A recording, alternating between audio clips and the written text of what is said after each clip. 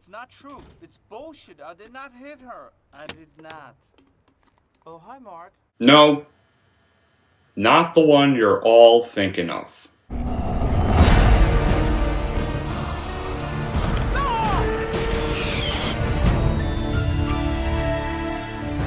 Those were up, and they did. We're smart, and my...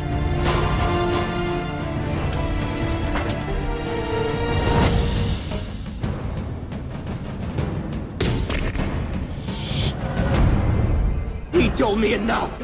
No, I.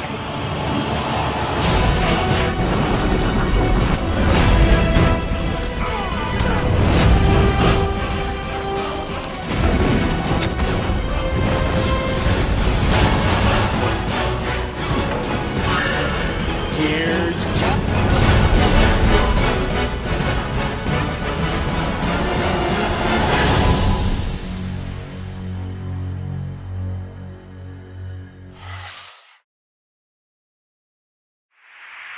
Hey everyone, it's Don G. Corleone here, and I'm here with a brand new movie review. And this movie review is going to be for a 2015 independent film from A24.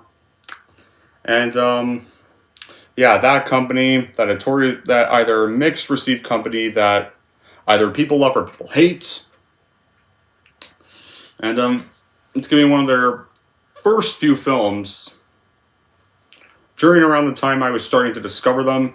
It was released around October 2015, and it stars two actors of both. One that has grown up and have gone on to be liked. One I've lost respect for, but before I get into this review, guys, I know there's a certain role this one has played whose press release caused some of us to lose respect for, but I'm going to leave that stuff, try to leave that stuff out of this review. I'm not going to try not to bring that stuff in this review, and I'm going to keep that separate. Because this is a movie where you kind of have to separate art from the artist to be able to still enjoy. And that's what I do with this. That film is going to be for none other than 2015's Room. No, not the Tommy Wiseu movie, guys. There was a film in 2015 just called Room, not The Room.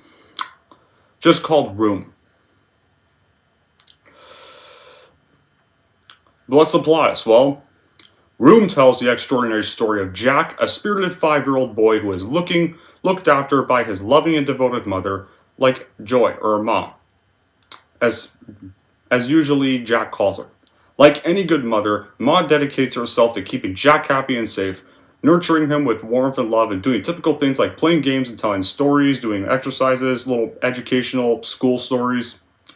Their life, however, is anything but typical, because they're trapped, confined by a 10 by 10 foot space that Ma has at this mystically named Room. Ma has created this whole universe for Jack within Room, and she will stop at nothing to ensure that even in this treacherous environment, Jack is able to live a complete and fulfilling life. But as Jack's curiosity about their situation grows and Ma's resilience reaches its breaking point, they enact this risky plan to escape, ultimately bringing them face to face with what may turn out to be the scariest thing yet, the real world. So yeah.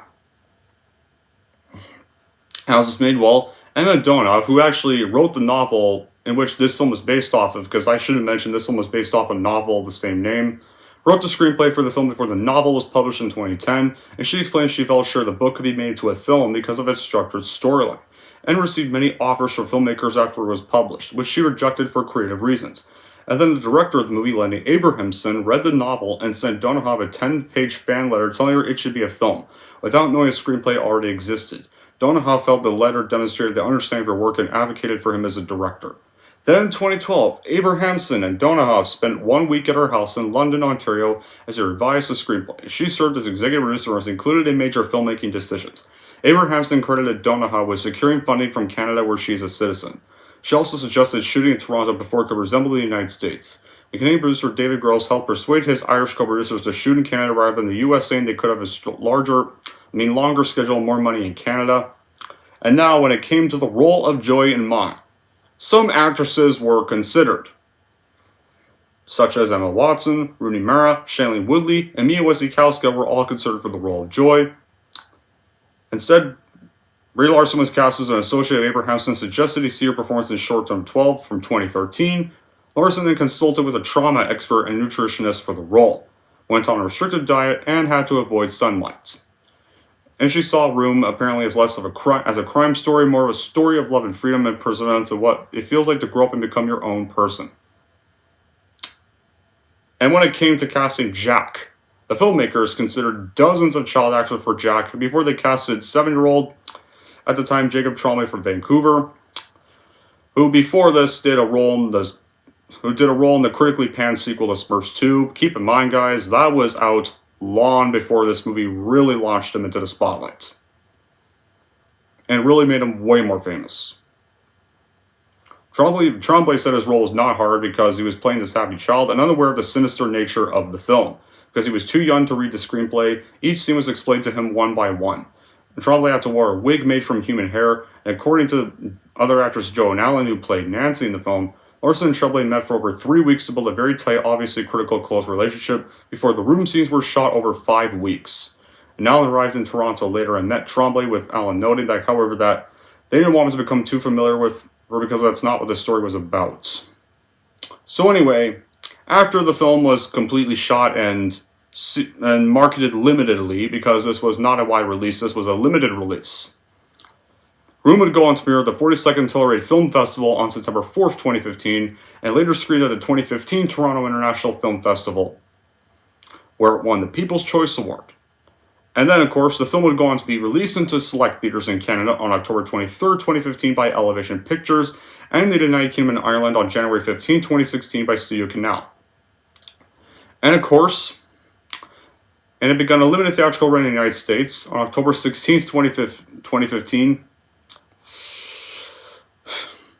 which is literally a week before its Canada release. And then the wide release expansion happened there on January 22nd, 2016, 3 months after the limited release, by A24. And when it came to the critical reactions, the film was actually acclaimed by critics, who particularly praised the performances of Larson and Tremblay and the storytelling, and it grossed at the box office about $36.3 million worldwide on a $13 million budget, which is decent enough for, likely a decent enough gross for a film like this, as this wasn't a wide release. I definitely don't think this would work as a wide release. So yeah. And cited as one of the best films of 2015, Room had even received numerous awards and nominations. At the 88th Academy Awards, it received 4 nominations, including Best Picture, and it won 9 Canadian Screen Awards, including Best Motion Picture, and 7 Irish Film and Television Awards, including Best Film. Also won the Academy Award for Best Actress, Golden Globe Award, and the BAFTA Award for Best Actress. Now, as for my reaction to this movie, now guys, yes, I know some of us have lost respect for Larson, but like I've mentioned, I'm leaving any Captain Marvel related stuff out of this review. And if you're going to comment on this video, guys, please try to leave any Captain Marvel stuff out of the comments for this one, please, because I want this to be a good review. I'm going to leave anything Captain Marvel related out of this, because this is a film I separate art from the artist from, and just because I may have lost respect for Larson doesn't mean I hate this movie all of a sudden. No, that's not how it works. Whenever I lose respect for an actor that's in a movie I like, I'm not going to hate the movie all of a sudden, just because of that. Alright? So yeah, that stuff does not ruin this movie at all for me, and I still enjoy it and always will. It's not, sure, it's definitely not rewatchable, but I still think it's a great film. It's one of those great movies that's kind of hard to rewatch. You'll get to why that part in a bit. And this is definitely one of A24's best movies. And it's one of their movies that's definitely deserved to be recognized by the Academy because, alright, it's definitely not one of their more divisive horror films. I enjoy some of their horror films, but they are known for being very divisive, but I enjoy them as a studio. I mean, sure, there's times when I agree some of their films are really bad, like, they made some bad movies like Tusk, Blackcoat's Daughter, Beau's Afraid recently. It Comes at Night was also crap. That boring-ass zombie movie. What else can I think? Other bad movies they've done, Spring Breakers could also count as a bad one they've done.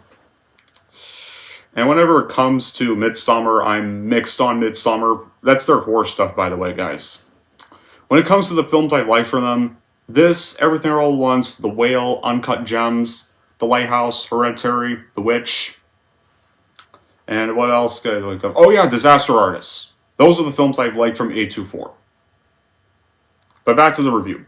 I believe this film delivered on many areas like emotion and drama, and most importantly, the escape inside the carpet was downright thrilling from start to finish, right up until we realized he actually did succeed, which was nice to see, and even the tension stays high because we do not know what happened to Joy or Maya. Did the kidnapper kill her or not? The consequences of these scenes, like also the emotion here. The moment when Larson's character runs toward the car with her son inside is like really moving. There are more scenes like that. And the way they meet the grandparents after they escape, and also the scene with the boy and the dog towards the end. You'll be amazed by these, and it's really difficult to hold the tears back when watching this film.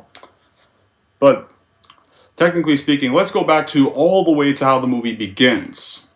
So yeah, Lenny Abrahamson's room opens up. We open the movie up in a 10x10 room that's got like no windows, a locked door that none of the two know the passcode for. Only their captor does know the passcode to it. And the only window it has, and the only like really light of the world, is this like overhead skylight that's on the ceiling above them. It's their way of seeing the skies, the only way of seeing the sun to know if it's night or day. And we see 5-year-old Jack, played by Jacob Tremblay, in his first ever really famous role. A slight 5-year-old boy with hair down to his shoulders. If some people have said they first thought Jack was a girl because of the long hair, but technically speaking, the long hair makes sense because he hasn't had a haircut in that place. Never got a haircut at all. He wakes up each morning and he has all his life saying hello to his own world, which is in the room. He says hello not to the sun or the grass outside his front door, where he can run and laugh and play, but only to the objects, which is all his world currently consists of. The lamp, the sink, the plant, the mini refrigerator, and this only friend he has is this mouse that he feeds with some pleasure. But no, he does not lack companionship, because the reason why he's in that room is because his mother, Ma, or Joy, was kidnapped by the guy that owns that shed and locked in there because he made up this lie that he had this dog and pretty much tricked Joy into going to the shed and locked her in it completely, and she's been in there for 7 years now. And through a rape, she gave birth to Jack. Comforting. But yeah, she's raised by Ma or Joy, who's with him, and their endless days often consist of either cooking or reading, like has his little school lessons. Pretty much has homeschool lessons right there, because he can't go to school because he's captive in the room. And watching TV, where Jack is told that what he sees on the screen is not real and only pretend. Like even shown watching Dora at one point, and she tells him Dora's just a drawing. All he knows of the world is what he sees in front of his eyes. Their captor's name is Old Nick, it's what they call him. They don't know his real name, that's just his name, guys. He'll occasionally come in and bring food and other household items for them once a week. When he does come, though, she has to hide Jack in his wardrobe out of sight, because this is where we find out she's kept prisoner and used for... He'll come in and rape Joy that time as well, who's the hulky man and that's how we know Jack was born. Jack's kind of the focus of the film, and we kind of see everything from his point of view. With the help of his sometimes narration, we also kind of get into his mother's mind and we feel her pain and live her dreams and live her hell she's going through. There's never any doubt of his mother's love for the obvious strain of keeping herself from crying out every minute is painfully obvious, and to Jack, she's the center of his world and his reasons for being, and when the second half of the film takes a surprising turn and shifts 180 degrees, Jack and Ma are not prepared for what awaits them, and even when an alternative suggested as possible, he doesn't want to hear anything about a different world of blue sky and rivers and trees. And this is not just some fictional story, guys, this has been real stories of lots of scenarios like this. There's lots of scenarios similar to Ma's that have really happened to a lot of girls. Lots of similarities to a lot of real life stories. The story draws similarities to actual events like J.C. Lee Duggar's true life story, which was in June 1991 in California. New girl was 11 years old at the time she was abducted from a street when she was walking home from a school bus stop, and she got held captive for the next 8 years in a concealed backyard in a makeshift shed. And there's also some resemblance to the kidnapping of another woman named Amanda Berry who had a child fathered by her kidnapper, Ariel Castro. That case, the Cleveland abduction, and it didn't get released till 2015.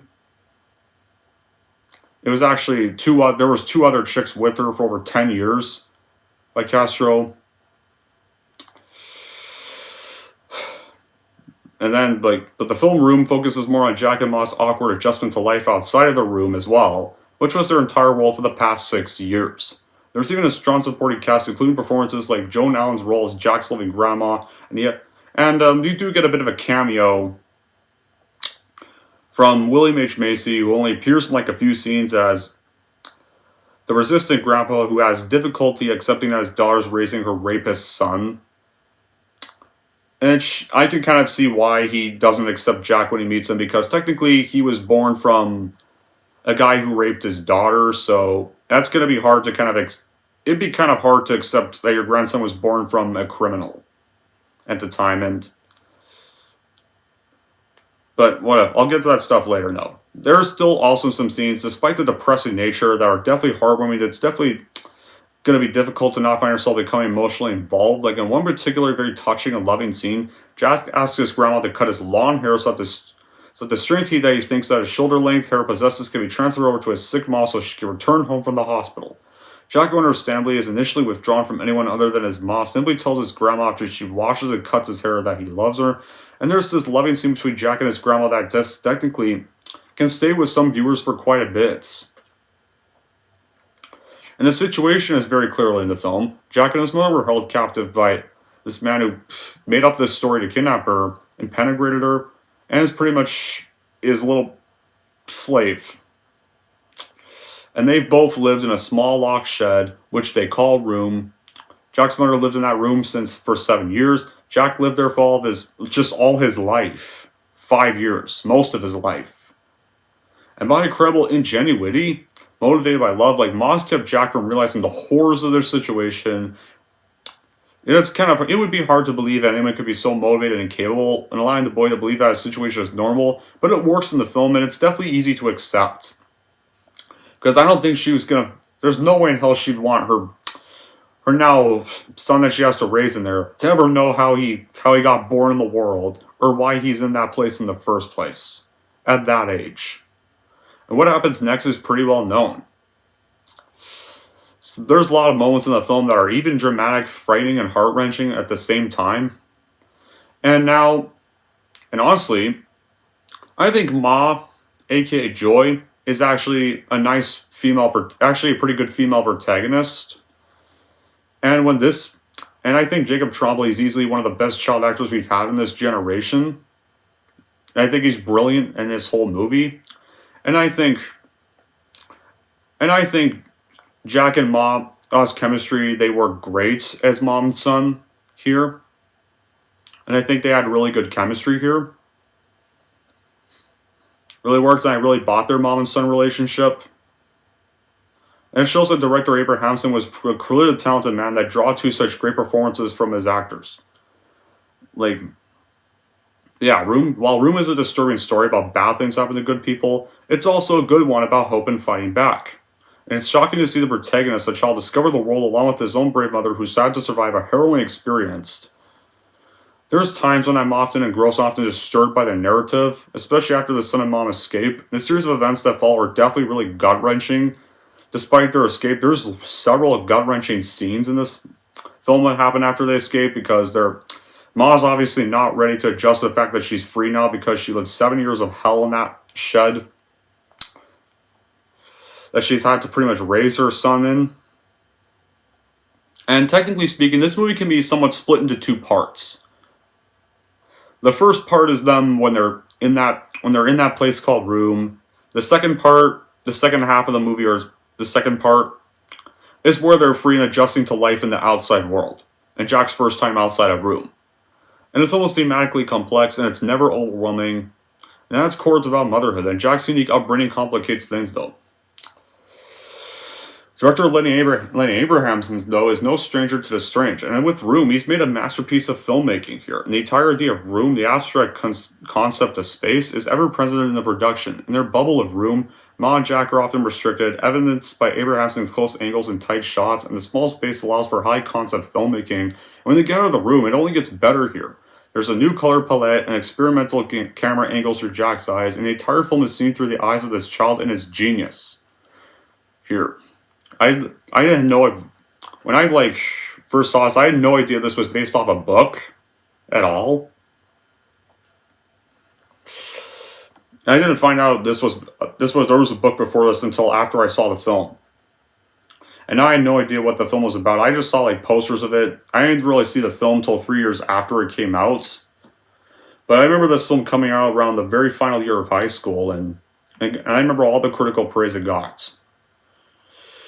Yeah, we all know Jack's born as a result of old Nick violating Joy, but the only thing that's keeping Joy alive is her own son.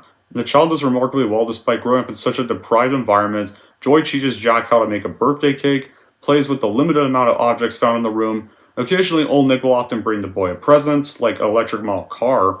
There's of course tensions between mother and son, and Joy doesn't react well when Jack throws a tantrum, for example, But honestly here, I think I find Jack's tantrums in this movie actually reasonable, relatable.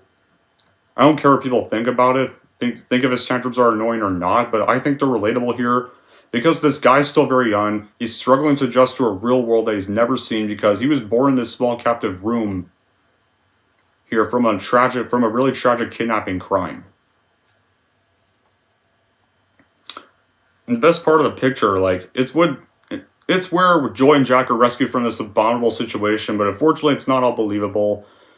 Joy's plan pretty much, she has to have Jack pretend that he's dead and instruct him how to escape from inside a rolled up rug after old Nick drives away in his pickup to dispose of the body.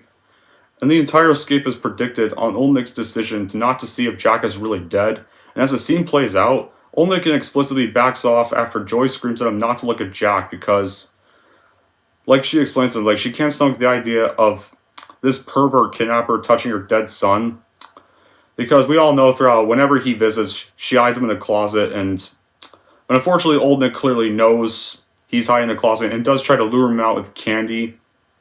And when Ma tries to distract him, he gets all very angry at that, and unfortunately in one other part, Jack comes out to see old Nick sleeping next to Ma, and unfortunately old Nick wakes up, and he tries to go near Jack, but Ma really tries to keep him away from Jack, and he pretty much strangles her that time because there's good reason why she does not want this guy to be touching her kid. Because, dear God.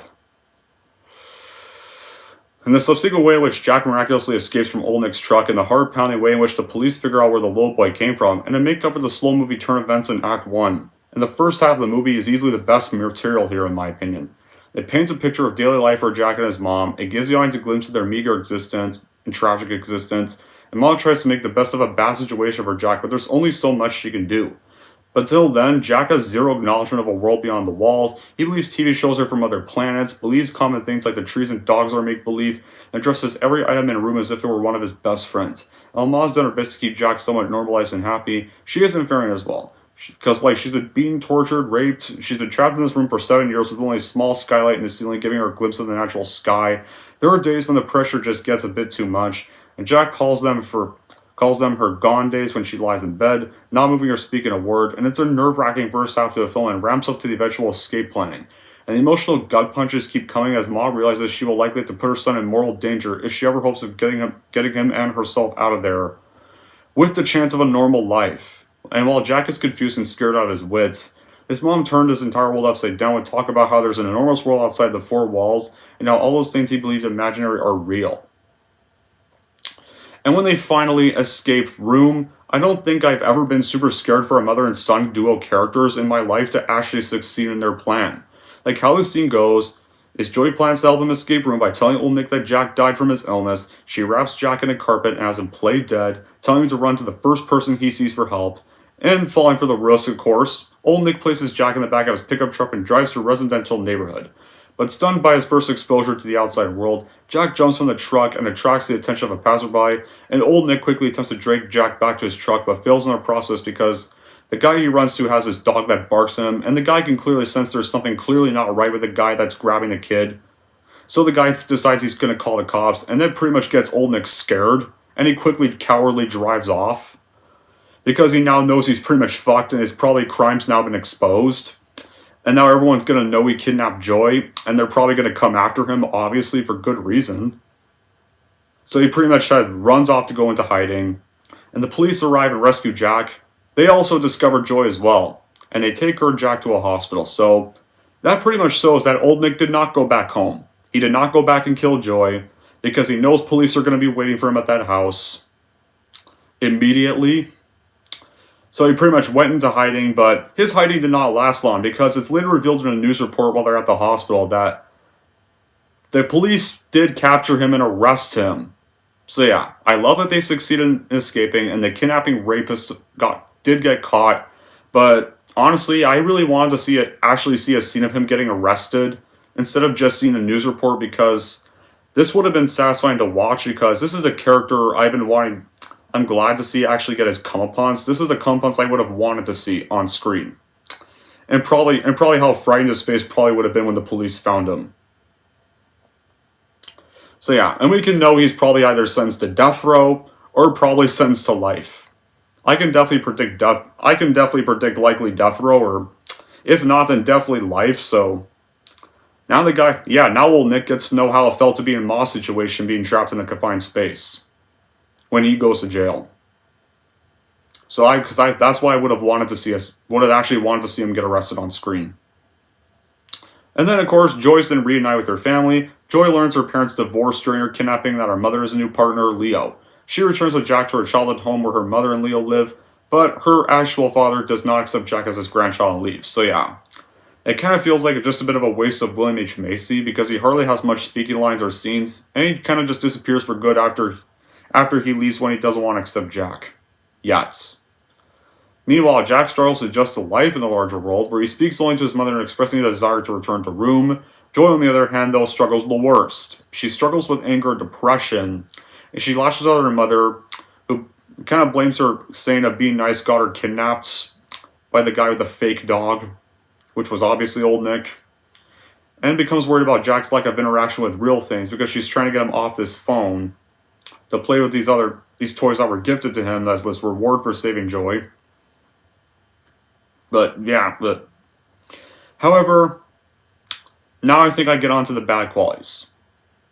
I will not mention one of them you guys probably want me to mention. I'm not mentioning that stuff. I've already said that.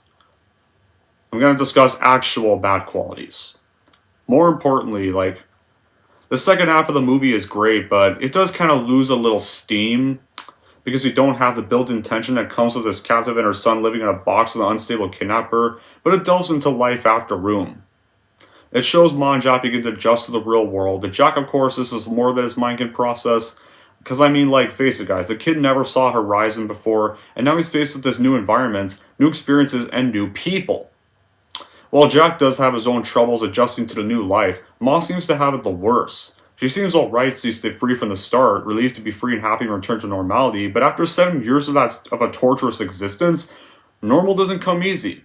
It does fall apart here, but it definitely does a great way of showing how sometimes after things like this, there is no such thing as ever returning to normal. And that's something I kind of learned from 2020. That there is just no such thing as returning to normal after some hellish part of your life has passed. And you can go back to normal. There is no such thing as that. And I also do hate the scenes with Old Nick, because I hate his character. The actor who played Old Nick did a phenomenal job playing him, but the character of Old Nick is just nasty, gross, and just downright sadistic towards both Joy and Jack, because he usually comes in on a weekly basis to rape Joy, and even chokes her when she tries to shield Jack from seeing the scene in one part, which I mentioned already. He even acts creepily towards Jack by trying to lure him out of the closet with candy. Dear God, I'm glad that Joy was willing to risk her life to make sure he never saw Jack at all. Because, dear God, who knows what he was probably planning if he had managed to succeed to lure him out or ever actually got closer to him. Who knows? I don't want to know. It definitely wouldn't be pretty. And yeah, those moments right there are probably the reason that I already know there's going to be 2 YouTubers I watch who hate A24 of most of their stuff, but the only films they've liked from A24 were Uncut Gems, Disaster Artist, and Everything All at Once, though. There's 3 films they do like from A24, but they do hate A24 as a studio and a lot of their films. I can predict they'd probably hate this movie too, because of those scenes, and of course some of Jack's tantrums. If they both saw it, the first thing that would probably come to their mind is likely Brie Larson getting implied rape. Great. That's just what we wanted to see. Yeah. That would probably be their reaction if they got requested to watch this. But I don't see much of a problem with it. It also does kind of show the hell life she has to live in. It kind of shows what she's going through and why she's in that space in the first place.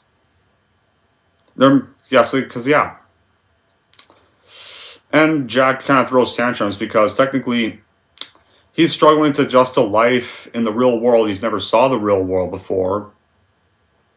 Hence why he kind of throws those tantrums. Because he's still a 5-year-old who's struggling and trying to get to adjusted to the real world. But oh well, regardless of those nitpicks, this is still a must-see film. But be warned, guys, it is not easy to watch. Even though Room wasn't really based off a specific incident, we all know the cases of the real-life stories that this is similar to.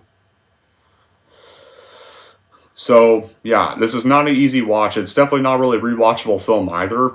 So just keep that in mind. In the end, I highly recommend Room to A24 fans and likely those that want a better Room than 2003's film. Anyways, that's it for my review of Room. We're not going to rank Room. Here's how I'm going to rank this movie. So overall, if you want a better Room film than 2003 and are just fans of A24, then I totally recommend watching and buying this movie if you can separate art from the artist to be able to enjoy. And if you're wondering how I'm going to rank Room, I'm going to give Room an 8.5 out of 10. And there we go. That wraps up my review for Room. And next review, actually my next video, I'm going to be doing a trailer reaction for the next video. And another trailer reaction too, and of course the DVD Blu-ray haul live stream for the next 3 videos I'm doing. So yeah, because I haven't done those in a while. But until then, guys, that'll be it for this review. Thank you all for watching. If you like this and want to see more, don't forget to like and subscribe to Don G. Corleone.